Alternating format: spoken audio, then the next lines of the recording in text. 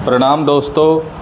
अभी हाल ही में 25 मई 2024 को जो लोकसभा के चुनाव देश के अंदर संपन्न हुए हैं और उसके साथ साथ हरियाणा की 10 सीटों पर भी लोकसभा के चुनाव हुए हैं, तो उन चुनावों के संबंध में हम उनका विश्लेषण करते हैं। मेरे साथ आज स्टूडियो में मौजूद हैं हमारे वरिष्ठ पत्रकार वीरेंद्र जी मलेठिया वीपी न्यूज़ से।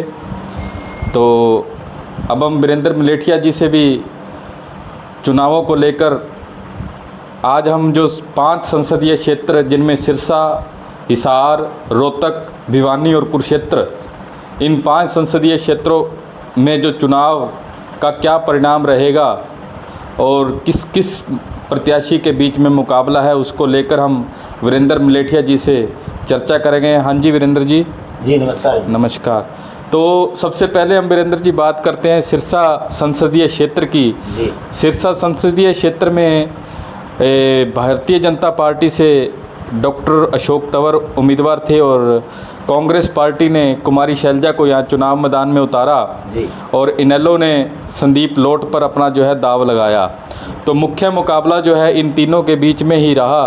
वैसे जजपा से रमेश खटक भी मैदान में थे, लेकिन उनको गिना जाता है कि वो दौड़ से बाहर हैं। इन मुख्य मुकाबला जो माना जाता है वो कांग्रेस, भाजपा और इनेलो के बीच में रहा। तो आप क्या मानकर चलते हैं कि क्या सिरसा संसदीय क्षेत्र की स्थिति रहेगी? सिरसा संसदीय क्षेत्र का ये है जी, लोकसभा में अशोक तंवर और कुमारी शैलजा जी की टक्कर रहेगी। पहले कुमारी शैलजा जी यूँ लग रहा था, जनता की आवाज़ आ रही थी, 4-5 लाख वोटों से जीतेगी शैलजा। लेकिन धीरे धीरे जैसे चुनाव उठा और पिछले जो लास्ट वाले 2-3-4 दिन रहे थे चुनाव से, पोलिंग से पहले, उन 3-4 दिनों में तंवर का जो चुनाव था वो उठ गया। उठने के बाद में शैलजा और तंवर की टक्कर बढ़ी। अभी मान के चलो आप 1-1.5 लाख से हार जीत होगी, उससे ज़्यादा नहीं होगी। और शैलजा भारी लग रही है, शैलजा जीतने वाली है, ऐसा लग रहा है। ये वीरेंद्र जी, जहाँ तक चुनाव के दौरान हम मीडिया कर्मी भी फील्ड में गए, हमने जाकर देखा कि रानिया विधानसभा क्षेत्र में जो है इनेलो ने काफ़ी बूम किया है जी। क्योंकि हम गांवों के अंदर भी गए, बीजेपी गांवों के अंदर बहुत डाउन रही रानिया विधानसभा क्षेत्र के अंदर, और इनेलो का ग्राफ जो है अप हुआ है। तो इसका क्या आप परिणाम आप मानते हैं कि इसका कोई प्रभाव पड़ेगा? प्रभाव पड़ेगा जी, बिल्कुल पड़ेगा। क्योंकि जो बागड़ी बेल्ट है उसमें जो प्रजापति समाज के जो जहाँ बहुल्य क्षेत्र है, जैसे 5-10 गाँव वो है, उसमें कहीं बीजेपी अप लग रही है और कहीं जैसे जो सिख बेल्ट है उसमें कांग्रेस, और कहीं कुछ जो गांव है उसमें इनेलो और कांग्रेस की टक्कर भाजपा नज़र ही नहीं आ रही। तो मान के चलो भी इनेलो भी रानिया क्षेत्र में भारी है, ऐसा मानना है। मैं भी ये मानता हूँ वीरेंद्र जी, कम से कम रानिया हल्के से अगर सारा हम अनुमान लगाएं तो कांग्रेस पार्टी कम से कम भी 20 से 25 हज़ार की लीड लेकर निकलेगी। इसी प्रकार अगर हम बात करें कालावाली विधानसभा क्षेत्र की, तो कालावाली में भी मुकाबला जो है कांग्रेस और आपके बीच में, कांग्रेस और भाजपा के बीच में रहा है।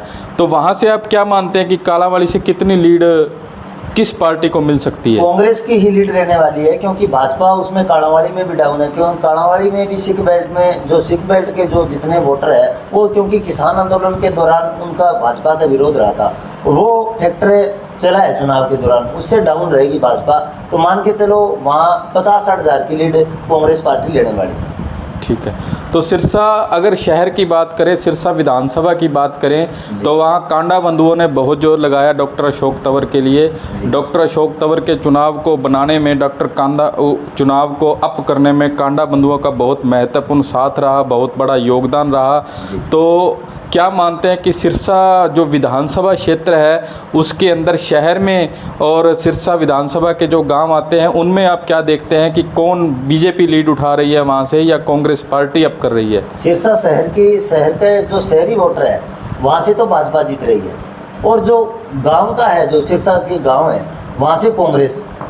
दोनों में मुकाबला टक्कर का है, कुछ कह नहीं सकते, कुछ भी हो सकता है। तो और जैसे एलनाबाद विधानसभा की बात करें तो वहाँ मीनू बेनीवाल ने बीजेपी के लिए मोर्चा संभाले रखा और भाजपा से इससे कांग्रेस पार्टी से भरत सिंह बेनीवाल, संतोष बेनीवाल और पवन बेनीवाल, इन तीनों की तिकड़ी ने जो है कांग्रेस पार्टी के लिए काम किया। कांग्रेस पार्टी के वर्करों ने भी बहुत खूब मेहनत करी और एलनाबाद में वोटिंग प्रतिशत भी काफ़ी अच्छा रहा, 75% के आसपास रहा। तो वहाँ आप कितनी एक लीड किस पार्टी की मानते हैं? मीनू बेनीवाल की मेहनत देखें और गोविंद कांडा की मेहनत देखें। गोविंद कांडा भी पीछे प्रत्याशी रहता, उसको भी लगभग मान के चलो 50 और 60 हज़ार के बीच में वोट आए थे, वो भी फैक्टर चला है। और मीनू बेनीवाल ने भी अच्छी मेहनत कर रखी है क्योंकि उन्होंने समाज सेवा की है, उसका भी फर्क पड़ा है। उससे मान के चलो अशोक तंवर भी वहाँ किसी से कम नहीं है, शैलजा से कम नहीं है अशोक तंवर भी। और इनेलो का भी गढ़ रहा है, अभय सिंह चौटाला का भी वहाँ पूरा दावेदारी ठोक के रखी थी। संदीप लोट भी वहाँ किसी से कम नहीं रहने वाला। तीनों की तिकड़ी मान के चलें, जैसे संतोष बेनीवाल, भरत सिंह की बात की आपने, तीनों की तिकड़ी है, उसी तरह इनेलो, भाजपा और कांग्रेस की तिकड़ी रहने वाली है। ठीक है, अब हम बात करते हैं डबवाड़ी विधानसभा क्षेत्र की। डबवाड़ी विधानसभा क्षेत्र में जो विधायक हैं वो कांग्रेस पार्टी के हैं, अमित सिहाग और डॉक्टर केवी सिंह, उनके पिताजी वरिष्ठ कांग्रेसी नेता है, उनका भी हल्के में अच्छा खासा प्रभाव है। वहाँ डबवाड़ी में इनेलो ने भी काफ़ी बूम किया है। कांता चौटाला ने वहाँ चुनाव प्रचार की कमान संभाले रखी। आदित्य देवीलाल जो हरियाणा एग्रो उसके चेयरमैन हैं मंडी के मार्केट कमेटी के, तो उन्होंने भी वहाँ भारतीय जनता पार्टी को अप करने में बहुत महत्वपूर्ण भूमिका निभाई। तो वहाँ आप क्या मानते हैं कि वहाँ कांग्रेस या बीजेपी में किसी को एक को लीड आएगी या वहाँ इनेलो लीड कर सकती है? इनेलो नहीं कर सकती, वहाँ लीड दोनों ही बीजेपी और कांग्रेस के बीच में रहेगी टक्कर, बीजेपी और कांग्रेस के बीच में रहेगी। और वहीं जो बागड़ी बेल्ट है उसमें भाजपा मजबूत रहने वाली है और जो सिख बेल्ट है उसमें भी डबवाड़ी में भी यही वेक्टर है और कांग्रेस वहाँ मजबूत है, नज़र आ रही है।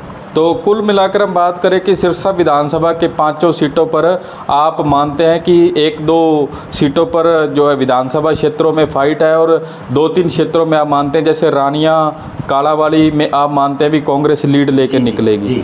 ठीक है, अब हम बात करते हैं फतेहाबाद विधानसभा क्षेत्र की।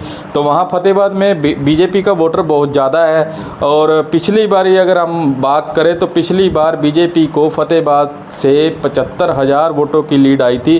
तो अब क्या मानते हैं कि अब बीजेपी की ये लीड कम होगी या इतनी ही लीड रहने वाली है या बीजेपी को काफ़ी नुकसान हुआ है?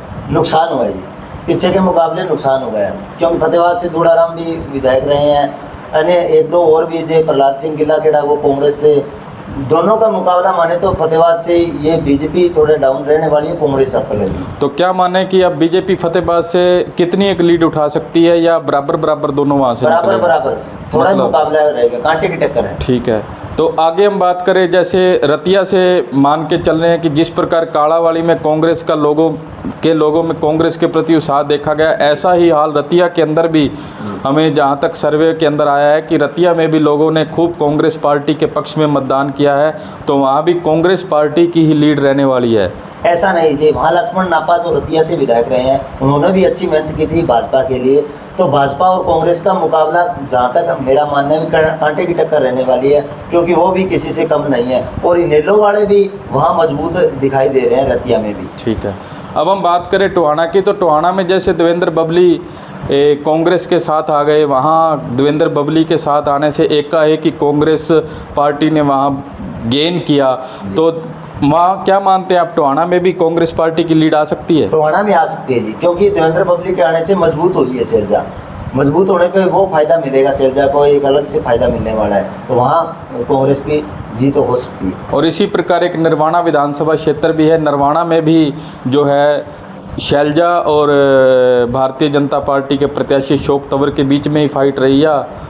इन दोनों के बीच में फाइट रहेगी क्योंकि वहाँ सुनीता दुग्गल का भी जो पुराने एमपी रहते हैं उनका भी तगड़ा दबंग वो वहाँ आना जाना रहा था और लोगों की आस्था भी है उनके साथ जुड़ी हुई और वो फैक्टर भी चलने वाला है। तो भाजपा और शैलजा जी की टक्कर रहने वाली है। तो अगर हम दोस्तों बात करें तो 9 विधानसभा क्षेत्र जो है सिरसा संसदीय क्षेत्र के अंतर्गत आते हैं, जिनमें से 5 विधानसभा क्षेत्रों में कांग्रेस पार्टी लीड कर रही है। बात करें हम रानिया की, बात करें कालावाली की, बात करें हम टोहाना की, बात करें हम रतिया की और बात करें नरवाना की, यहाँ से कांग्रेस पार्टी की लीड रहने वाली है। और अगर हम और दूसरा अगर हम बात करें, अगर वोटों के अंतर को देखें तो मानकर चलते हैं कि जो 1 से 1.5 लाख के बीच में हार का अंतर रहेगा और बदलाव की बयार जो है सिरसा में स्पष्ट रूप से देखी जा रही है।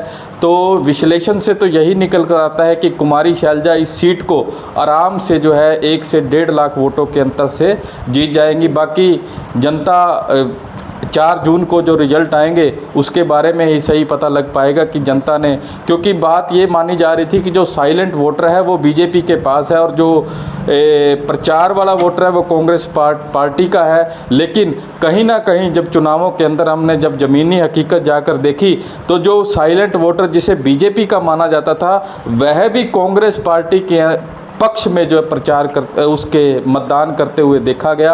हालांकि उन्होंने कैमरे पर साफ आने से मना, बोलने से भी मना किया उन वोटरों ने, लेकिन उनके हाव भाव देखकर, उनके जो शारीरिक भाषा से उन्हें ऐसा ही प्रतीत हो रहा था कि वो कांग्रेस पार्टी को लिए, बदलाव के लिए कांग्रेस पार्टी को वोट देकर आए हैं। अब हम बात